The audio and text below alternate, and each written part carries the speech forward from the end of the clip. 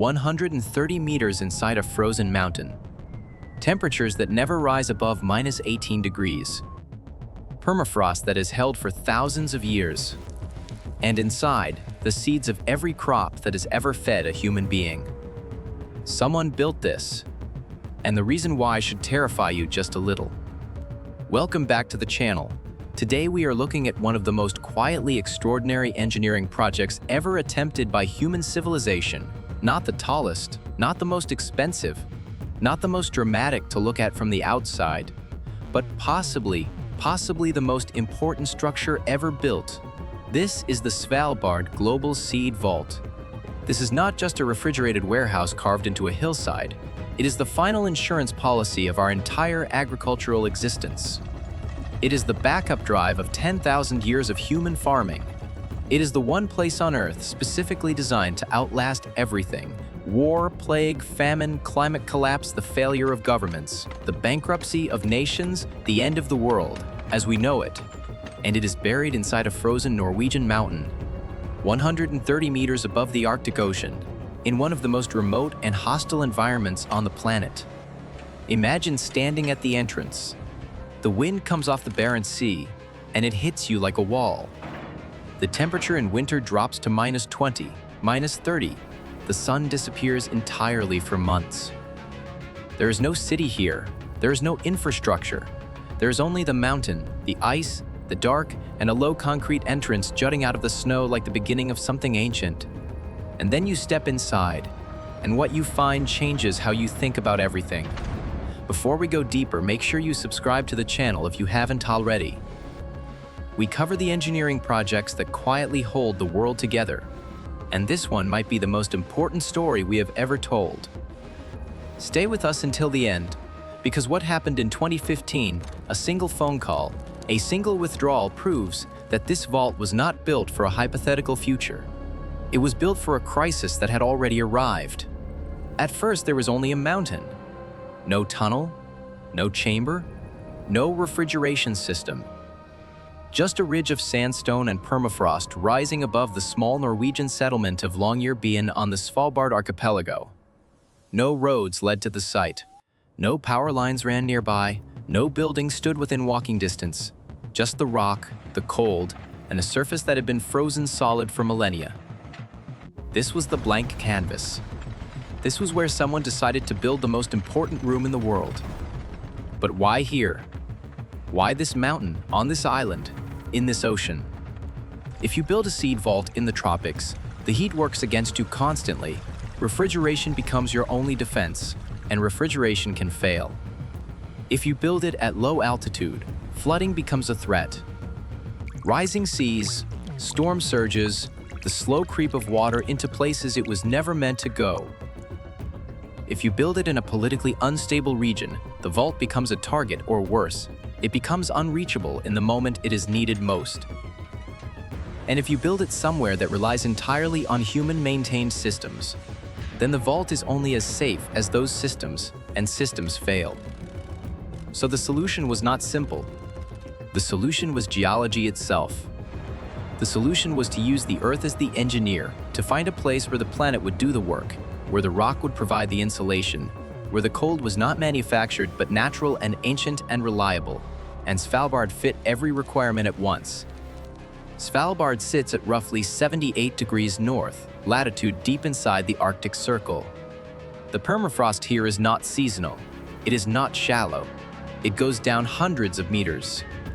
The island sits on one of the most tectonically stable zones in the northern hemisphere. There are no earthquakes of consequence here, no volcanoes, no major fault lines running beneath the surface. The archipelago is governed by Norway, a stable democracy operating under the International Svalbard Treaty, which means the site is politically neutral, accessible to all nations, and protected by law. And critically, Platåberget, the mountain chosen for the vault, sits at exactly 130 meters above current sea level. Even if all the ice on Greenland and Antarctica melted simultaneously, which would raise global sea levels by roughly 60 meters, the vault would still be dry.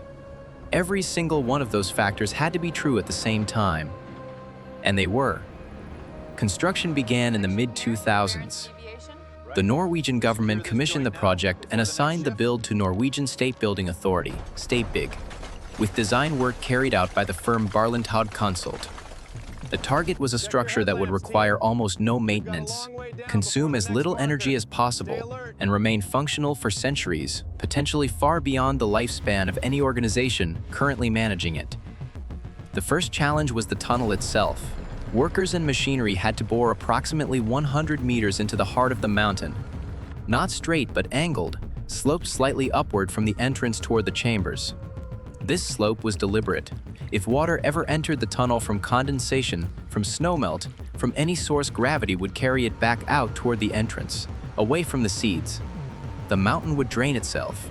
The rock they drilled through was a specific type of sandstone, fine, grained, stable, and already naturally cold. The permafrost in the surrounding mountain locked the temperature of the walls at around -3 to -4 degrees Celsius, even without any mechanical assistance. That was the baseline. That was the floor the engineers were building on top of a geological cold store that had been running continuously for thousands of years. The tunnel was wide enough for forklifts, wide enough for pallets, wide enough for the constant flow of deliveries that the vault would receive from gene banks across the globe. The floor was leveled, sealed, and reinforced. The walls were sprayed with concrete and fitted with drainage channels. The ceiling was monitored for fractures, for water seepage, for any sign of movement in the rock above. Every centimeter of that tunnel was a decision made by engineers who understood that they were not building for today, they were building for whoever came after. Then came the airlock system. This was not just a door. This was a layered defense, a series of interlocking barriers designed to separate the outside Arctic world from the controlled interior environment. First, the outer steel entrance door, designed to resist pressure, moisture, and wildlife. Svalbard has a significant polar bear population, then an access corridor, then a second security door, then a third, the final barrier before the chambers themselves. Each door represented a step down in temperature, a step up in protection. Pass through all of them, and the air around you transforms. It becomes dry, still, and cold in a way that feels almost aggressive. The kind of cold that settles into your lungs before you notice it in your fingers. Then came the 3 chambers. 3 parallel rooms carved side by side into the mountain, each roughly the size of a large warehouse, each with the same internal specification. Reinforced concrete walls approximately 1 meter thick, sealed against moisture, lined with industrial shelving from floor to ceiling. The temperature target for each chamber was -18 degrees Celsius, the internationally recognized optimal temperature for long-term seed storage. At -18, seeds do not just survive for years, they survive for decades. For some species, for centuries. For a few, potentially for thousands of years. Only one of the 3 chambers is currently in use. The other 2 sit empty, waiting. Waiting for what? Exactly for the moment when the deposits from global gene banks grow large enough to fill them. Or for the moment when the world needs them badly enough. The refrigeration system installed in the vault supplements the natural permafrost cold. Compressors pull the temperature down from the natural -3 or 4 degrees of the rock to the required -18. The system was designed to be efficient, low maintenance, and crucially not essential. If the refrigeration failed entirely, the permafrost would hold the temperature well below zero indefinitely. The seeds would not instantly thaw, they would not instantly spoil. The natural cold of the mountain is the real refrigerator, the mechanical system is the backup. And then came the seeds themselves. This is where engineering meets something almost philosophical. Gene banks from countries all over the world, from the Philippines, from Ethiopia, from Peru, from Colombia, from India, from Germany, from the United States.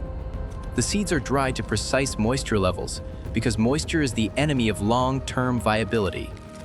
Dry seeds are chemically stable, wet seeds decay. Each variety is heat, sealed inside a triple-layered foil envelope, the kind of seal that is measured in microns, designed to keep out every molecule of air and water. The sealed envelopes are then placed into cardboard or plastic boxes, labeled, cataloged, and loaded onto pallets. They arrive at Svalbard by ship, by plane, by a combination of both, depending on where in the world they originate, The journey to Longyearbyen is already an exercise in remoteness. Commercial flights connect the settlement to mainland Norway, but the scale and frequency are nothing like a major hub.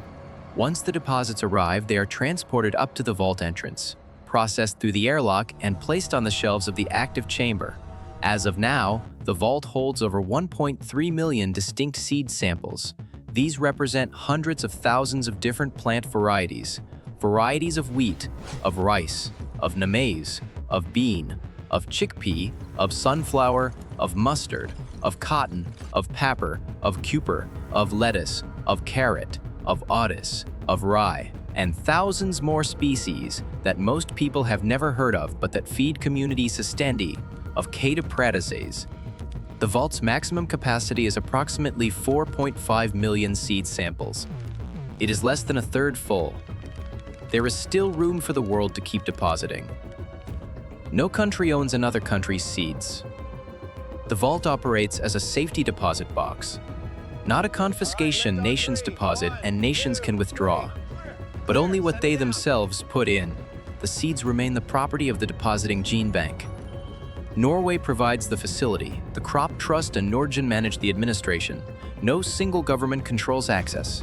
No single organization can decide that someone else's seeds are no longer available to them. This legal framework is not an afterthought. It is as carefully engineered as the tunnel itself. Then came the crisis nobody had planned for. In 2017, temperatures in Svalbard reached record highs. Not record highs by a fraction of a degree, but abnormally, disturbingly high by Arctic standards. The permafrost at the mountain's entrance began to thaw, and water, meltwater, moving through cracks in the rock that had never moved water before, entered the outer section of the tunnel. It froze before reaching the seed chambers. The seeds were never at risk, but the message was unmistakable. The system that was supposed to be self-maintaining, self-cooling, and self-contained had experienced something it was not designed to experience. The permafrost was not behaving as predicted. Norwegian authorities responded immediately. They waterproofed the outer entrance tunnel. They installed new drainage infrastructure. They improved the monitoring systems. They made the vault not just safe, but safer than before. But the event was a reminder, a cold, clear reminder, that even the most carefully engineered system exists inside a changing world. And the world is changing faster than the models predicted. But the most human moment in the vault's history came not from a construction challenge or an engineering failure. It came from a war. In 2015, the gene bank operated by ICARDA, the International Center for Agricultural Research in the Dry Areas, made the first ever withdrawal from the Svalbard Vault. Their facility in Aleppo, Syria had been caught inside one of the most devastating conflicts of the modern era. Staff had protected the seeds for as long as they could, but the war reached the point where maintaining the collection in Aleppo was no longer possible. And so they came to Svalbard to take back what they had deposited. Drought-resistant wheat varieties, barley breeds adapted to arid soils, legume strains suited to the specific climates of the Middle East and North Africa, seeds that were not just scientifically valuable, but culturally irreplaceable. Varieties developed over generations by farmers in a region now reduced to rubble. The withdrawal worked exactly as designed. The seeds were retrieved. They were taken to new ICARDA facilities in Morocco and Lebanon. The collection was reconstituted, and years later, ICARDA deposited again into Svalbard, rebuilding their backup, restoring their insurance. The vault had done exactly what it was built to do, for exactly the reason it was built, in a real one, in a war that was still being fought. Most visitors to Svalbard, the handful of tourists who come this far north, see the entrance from a distance. They see the angled concrete structure emerging from the hillside. They see the artwork installed in the roof, a reflective light scattering installation by artist Divik San, designed to shimmer and glow in the Arctic light. Visible from the airport, from the town, from the fjord below, it is beautiful in a spare and serious way. A monument without being monumental, a landmark without calling attention to itself. They do not see the airlock doors. They do not see the -18 degrees pressing down on the shelving in the inner chamber. They do not see the foil, sealed packets holding seeds that were cultivated by farmers who have been dead for 100 years. They do not see the varieties of wheat that fed ancient civilizations. They do not see the potato strains that could resist the next blight. They do not see the barley breeds that can grow in soils that modern varieties cannot tolerate. They do not see the samples from gene banks in countries that no longer exist in the same political form they held when the seeds were deposited. They do not see what is at stake if this room ever fails. This was not a vanity project. This was not a government monument to its own ambition. This was not built to impress. It was built because a group of scientists, policymakers, engineers, and people who had thought carefully about how civilizations actually collapse, understood something that most of us prefer not to think about, that food security is the foundation of everything, that the genetic diversity of our crops is not infinite, that varieties go extinct, that gene banks burn, that wars happen, that the climate shifts, that the systems we rely on are more fragile than they appear, and that a backup, a real backup, a physical, frozen, geologically protected backup, was not paranoia. It was common sense at civilizational scale. The tunnel holds, the permafrost holds, the seeds hold, and every year more arrive. This is not just engineering. This is not just construction. This is the most serious act of long-term thinking that our species has managed to put into physical form: a frozen mountain, a sealed door, a billion seeds, waiting for a future that may need them more than we do. Without it, a catastrophe is permanent. With it, there is always a way back. If you found this story as extraordinary as we do, subscribe to the channel. We cover the engineering projects that quietly hold the world together, and there are many more stories like this one waiting for you. Leave a comment below. Which gene bank's deposit do you think is the most important? We read every single one. Thank you for watching.